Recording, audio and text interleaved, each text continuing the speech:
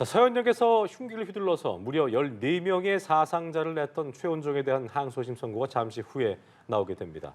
앞서 1심에서는 무기징역을 선고한 바 있는데요. 항소심 재판부의 판단은 어떨지 짚어보겠습니다. 네, 한편 인기 유튜버 쯔양을 협박해 돈을 갈취한 혐의로 고소당한 변호사가 검찰의 영장 재청구 끝에 결국 구속됐습니다. 네. 두 번째 심사에서 구속영장이 발부된 이유는 무엇일까요? 자세한 소식 양재민 변호사와 짚어보겠습니다. 어서 오십시오. 안녕하세요. 네. 자, 지금으로부터 1년 전 8월이었죠. 분당 서현역 인근에서 발생했던 흉기 난동 사건. 당시 이제 퇴근 시간대였던 걸로 기억을 하고 있는데 국내에서 이런 일이 발생할까 싶은 진짜 생경하고도 충격적이었던 사건이었습니다. 당시 국민들의 충격도 충격입니다만 사실 이 사건 발생 직후에 시민들을 상대로 한 어떤 테러 예고글 이런 게 온라인에 많이 올라오면서 굉장히 부정적인 악영향을 많이 끼쳤던 걸로 기억이 됩니다. 그렇죠. 왜냐하면 지금 이 말씀해주신 사건이 발생한 이후에 마찬가지로 내가 어느 곳에서 어떠한 범죄를 저지르겠다. 이런 사실 예고글들이 굉장히 많이 올라왔고요. 예. 굉장히 수사력도 낭비가 됐습니다. 그러한 예고글을 작성한 사람을 다 찾아가면서 일일이 다 입건을 해서 처벌을 하게 되는 그런 상황이 발생하기도 했고요. 예. 그로 인해서 시민들의 불안감은 더 커질 수밖에 없었습니다. 내가 언제 어디 장소를 갈 예정이었는데 그러한 예고글이 이제 퍼지다 보니까 주로는 이제 밀집 지역이었거든요. 그렇기 때문에 이제 가지 못하고 이렇게 활동을 좀 제한을 받는 그런 일도 발생을 했고요. 네. 결국 이 분당 흉기 난동 최원종의 경우에는 이제 항소심 결론을 앞두고 있는 것이고 1심의 경우에는 무기징역 선고가 됐습니다. 당시에 14명의 사상자를 발생시켰다라는 점에서 무기징역 선고는 좀 충분히 예견을 할 수 있었다라는 생각이 듭니다. 네, 말씀해 주신 것처럼 이제 사상자가 많을 뿐만 아니라 그리고 사회적으로 부정적인 영향을 많이 끼쳤기 때문에 재판부에서도 그런 결정을 내린 것 같은데 우선은 다시 한번 짚어보면 검찰 쪽에서는 사안의 중대성을 생각을 해서 1심에 이어서 상소심에서도 사형을 구형을 했습니다. 2심 선고 지금 앞두고 있는데 앞서서 재판부는 1심에서 무기징역을 선고했잖아요. 그렇죠. 그 내용에 대해서도 구체적으로 좀 짚어주실까요? 일단은 전 범죄 전력이 없는 사람이기는 했어요. 네. 사실 이렇게 양형에 있어서 재판부가 어떠한 선고 형량을 결정을 할 때 이 사람이 초범인지 아닌지 그리고 이 사람이 실제로 이제 반성을 하고 있는지 심실 상실이라든지 심실 미약의 상태에 있었는지 이런 것들을 종합적으로 고려를 하게 됐는데요. 검찰 입장에서는 사형을 구형할 수밖에 없었습니다. 네. 왜냐하면 일단은 14명의 사상자가 발생한 사건이고 정말 묻지마 난동 흉기 범죄였어요. 그렇기 때문에 사실은 사형 구형을 했지만 재판부에서는 일단은 그럼에도 불구하고 모든 피고인에게는 기본권이 있기 때문에 이러한 양형에서 유리한 요소는 반영이 되어야 하고 그때 당시 재판부는요. 심신 미약까지는 조금 인정을 했었어요. 네네. 그런데 그럼에도 불구하고 이것이 바로 감형으로 이어지지는 않았던 그런 사례고요. 네. 일단은 심신 미약 상태에 대해서는 충분히 그런 것으로 보인다라고 하면서도 마치 게임을 하듯이 사람들을 무자비하게 이렇게 다치고 사망하게 한 것은 비난받아야 마땅하다라고 이야기를 했습니다. 이 보면 그 항소심 두 번째 공판에서 내용을 좀 보면 최원종이 재판부한테 이제 구치소 생활이 좀 어렵다 이런 취지로 진술서를 냈고 이거에 대해서 수감자와 교도관들이 괴롭히는 것 때문에 힘들다. 저는 정신질환이 있다 생각하지 않는다. 답을 한 바 있잖아요. 이런 상황에서 지금 이런 진술이 나온 상황에서 항소심이 어떤 결론을 내릴까도 궁금한 부분인데 어떻게 좀 예상을 해볼 수 있을까요? 일단은 본인이 이렇게 항소한 이유에 대해서 교도관들이 내가 괴롭히기 때문에 날 괴롭히기 때문에 굉장히 좀 힘든 상황이다. 이런 것들을 이제 많이 토로를 했다라고 알려지는데요. 네. 사실상 이것이 항소심 재판부의 판단을 영향을 미치기는 사실 쉽지 않습니다. 그러니까요. 원래 구치소라든지 교도소의 생활이 그렇게 본인이 혼자 바깥에서 생활하는 것과 비교를 할 수는 없죠. 그리고 굳이 비교를 하자면 최원종은 지금 형 확정 상태가 아니기 때문에 구치소에 머물고 있는데요. 예. 구치소에서는 강제 노역을 하지 않습니다. 하지만 형이 확정이 돼서 교도소로 가게 되면 내가 정해진 시간에 일정 부분 강제 노역을 해야 되거든요. 그것과 굳이 비교를 하자면 비교적 편한 상황에서 있었다, 지금 있다라고 볼 수가 있겠고요. 단순히 본인이 이제 이렇게 힘든 상황이다라고 이렇게 주장을 하는 것은 본인이 마치 뭔가 사리분별이 안 되고 이렇게 심신 상실 내지는 미약의 상태에서 계속해서 뭔가 정신질환이 있다라는 것을 주장하기 위한 것 아닌가라는 또 생각도 듭니다. 자, 알겠습니다. 말씀하시는 순간에 지금 뉴스 속보가 들어왔는데요. 저희도 이제 기다리고 있던 내용이었는데 분당 흉기 난동 사건의 최원종 항소심도 무기징역이 선고가 됐습니다. 저희가 네. 이제 뭐 앞서 이제 뉴스 전에도 좀 잠깐 주고받고 했었습니다만 뭐 사형을 구형했습니다만 무기징역이 또 최선이었다고 봐야 될까요? 어떻게 좀 해석할 수 있을까요? 그렇죠. 왜냐하면 우리나라의 경우에는 사형 집행을 일단은 하지는 않고 있죠. 네. 하지만 사형 선고라는 것이 주는 상징성은 있습니다. 우리가 사형 선고를 그러면 누가 받았었느냐라고 생각을 하면요, 뭐 유영철 정도 생각을 해볼 수가 있을 것 같아요. 그렇죠. 그러니까 굉장히 과거에 발생한 일이지만 여러 명을 대상으로 해서 성범죄 내지는 살인죄, 그러니까 사람이 인명 피해가 많이 발생한 그런 경우에 상징적으로 이제 사형 선고를 내리는 경우도 있지만. 네. 이러한 추세도 더 이제 바뀌어서요. 사형 선고에는 재판부가 굉장히 좀 자제를 하려는, 그러니까 굉장히 심각하다라고 판단되지 않는 이상 사형 선고는 잘 내리지 않는 것이 사실 추세고요.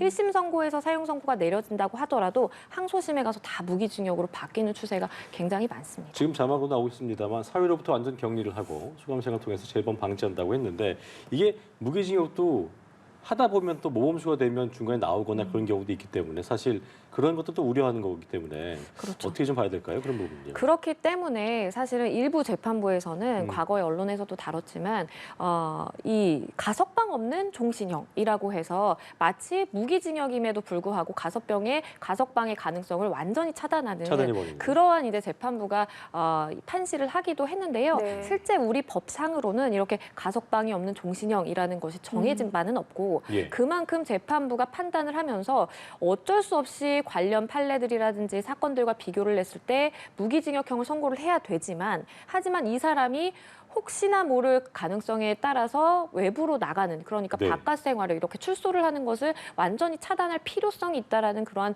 의사 피력의 정도로만 받아들여지고 있고요. 실질적으로 무기징역형의 경우에는 사실상 물론 굉장히 중한 형이기는 하지만 네. 사형과 비교하자면 그래도 언제든지 나올 가능성은 있는 거죠. 네, 말씀해 주신 것처럼 지금 항소심에서도 무기징역 선고를 했고 사회로부터 완전 격리한다 재판부의 이런 판단이 나왔는데 대법원까지 간다면 뭐 비슷하게 계속하겠죠. 어떻게 흘러갈까요? 그럴 가능성이 높습니다. 아마도 이제 본인은 지금 나의 이 수감 생활이 힘들어서 항소를 하겠다라고 밝히는 마당에 네. 아마 이제 대법원까지 가게 될 것으로 보여요. 그리고 검찰 입장에서도 본인들이 사형을 구형을 했지만 어쨌든 무기징역형 선고로 그 형량이 낮춰져서 이제 선고가 됐기 때문에 아마도 이제 또 대법원까지 상고를 하겠죠. 그러면 대법원에서는 어떠한 법리 오인이라든지 이렇게 판단을 함에 있어서 오류가 있었는지 이런 부분에 대해서만 이제 검토를 하게 되는 것이고요. 즉 그 말은 새로운 증거라든지 이런 것들을 취합해서 뭔가 비교를 하고 사실관계 판단을 하고 이런 게 아니기 때문에 그대로 무기징역형이 유지될 가능성이 굉장히 높습니다. 알겠습니다. 최원종 항소심에서도 무기징역을 선고했다 이 내용 짚어드렸고요. 저희는 예. 다음 사건으로 넘어가 보도록 하겠습니다.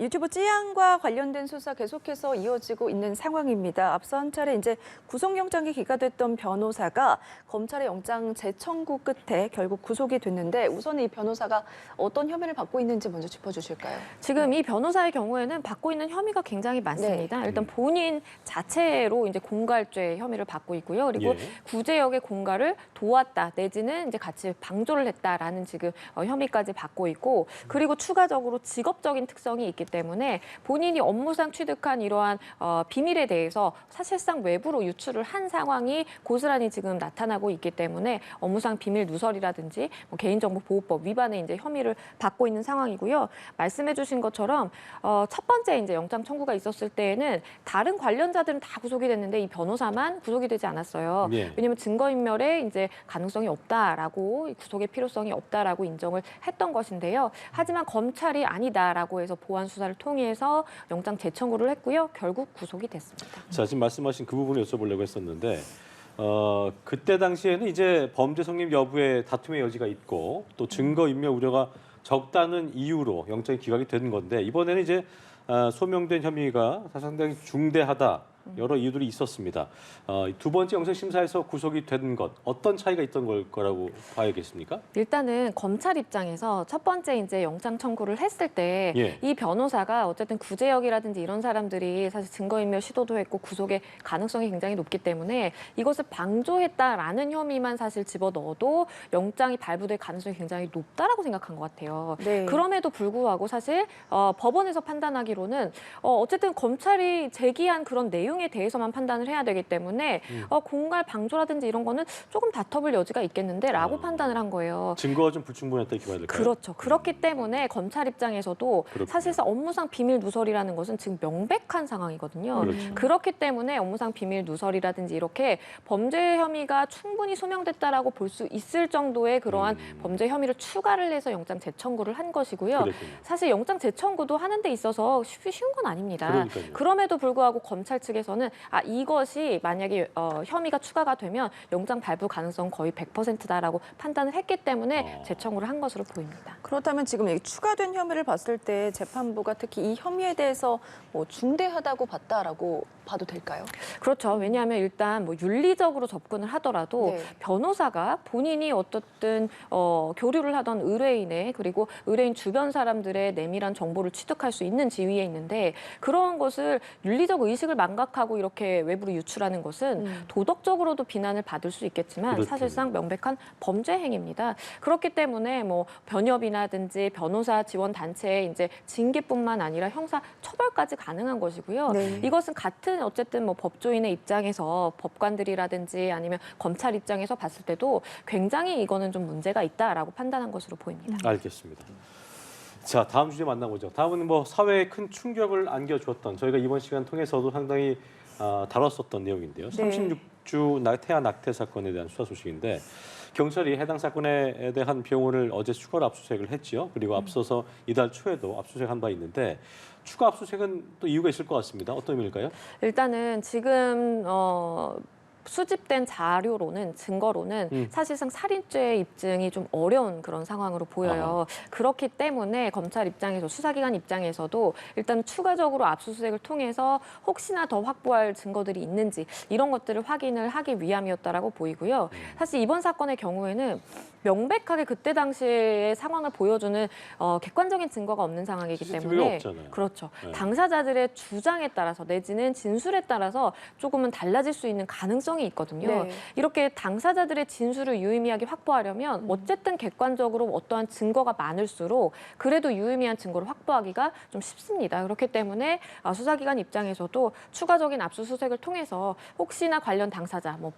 간호사라든지 아니면 보조자가 있었다라고 한다면 혹시나 어떠한 진술을 받을 만한 것들이 있는지 판단하기 위해서 압수수색을 진행한 것으로 보입니다. 네, 앞서서 말씀해 주신 것처럼 지금 살인죄 입증이 어려운 상황이다라면서 조심스럽게 말씀을 해주셨는데 병원장 쪽에서는 이미 사산한 아이였다라고 주장을 하면서 화장업체에 사산 증명서를 제출을 했다 이런 예. 내용도 있습니다. 어쨌든 지금 그 수술실 상황에서 CCTV가 없었잖아요. 그렇죠. 이것도 좀 문제가 될 것 같거든요. 그렇죠. 그러니까 사실은 지금 뭐 우리 장사법상으로는 네.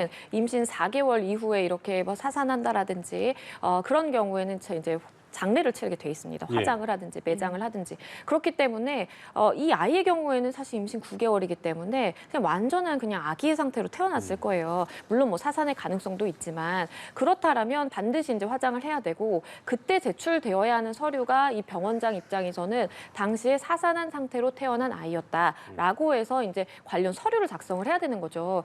하지만 이 서류가 곧바로 이렇게 사산을 증명하는 것이다라고 판단하기는 어렵고요. 왜냐하면 이 병원장이 작성한 서류이기 때문에 충분히 본인이 조작을 하고자 한다면 원하는 대로 쓸 수 있는 것이고 본인이 정말로 이제 멀쩡하게 태어났는데 아이가 사망했다라고 한다면 이것은 마치 수사라든지 뭔가 추가적인 절차로 이어질 가능성이 있기 때문에 예. 그냥 사산을 해서 태어났다. 그래서 이제 법에 따라서 화장을 한다라고 하는 것이 본인 입장에서도 가장 용이한 것이기 때문에 그대로 좀 믿기는 어려워 보입니다. 그렇군요.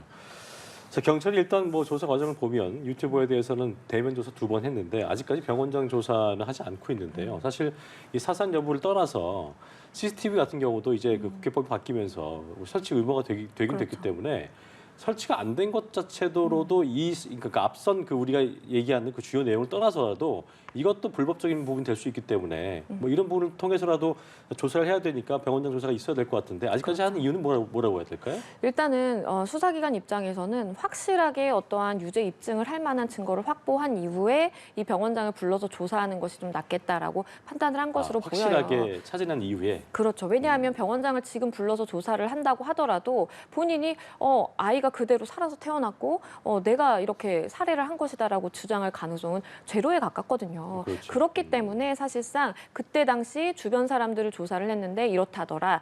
그리고 이 유튜버 같은 경우에는 실제 조사가 이루어졌는데 본인도 어쨌든 이게 만약에 살인의 사실관계가 인정이 된다면 본인도 처벌을 받기 때문에 아마도 이제 뭐 사산했다, 울음소리 듣지 못했다 이런 이야기로 이제 했을 가능성이 높아요. 그렇기 때문에 최종 단계로서 이제 병원장을 소환해서 조사하는 것을 검토하고 있을 것으로 보입니다. 알겠습니다. 마지막 사건도 좀 짚어보겠습니다. 예. 사회적으로 또 큰 충격을 줬던 부산에서 돌려차기 사건 소식인데요. 지금 현재 복역 중인데 해당 가해자가 현재 피해자를 보복 협박한 혐의로 재판을 받고 있거든요. 법정에서 다소 충격적인 증언이 나왔다는데 어떤 내용입니까? 그렇죠. 이게 언론에도 많이 이제 전해진 내용이긴 네. 한데요. 그러니까 두 개로 좀 나눠서 봐야 됩니다. 이 남성의 경우에는 이 여성, 그러니까 돌려차기 사건 그 자체에 대해서는 형이 확정이 됐어요. 징역 20년 확정이 됐고요. 그런데 그 이후에 추가적으로 본인이 이제 수감 생활을 하면서 주변에 이 여자 난 찾아가서 보복을 어떻게 하겠다. 내지는 그 여성의 이제 피해자죠. 피해자의 뭐 집 주소라든지 이런 신상 정보에 대해서 얘기를 하면서 내가 반드시 형기를 마치고 나가면 어떻게 하겠다라는 식의 이제 보복 협박이 있었기 때문에 이것에 대해서 이제 추가적으로 지금 재판이 진행 중인 상황이거든요. 그 재판에서 동료 수감자들이 증인으로 나섰는데요. 그 내용이 거의 다 이제 보복성의 발언을 나는 들었다라고 공통적으로 증언을 했고요. 더불어서 내가 이제 1심에서 12년형이 선고가 됐었는데 내가 이 여성에 대해서 6대만 때렸을 뿐인데 12년형이 선고가 됐다. 한 대에 2년이면 이건 너무 억울한 거 아니냐라는 정말 상식적으로 납득하기 힘든 그러한 발언을 네. 해서 많은 분들이 공분을 하고 있습니다.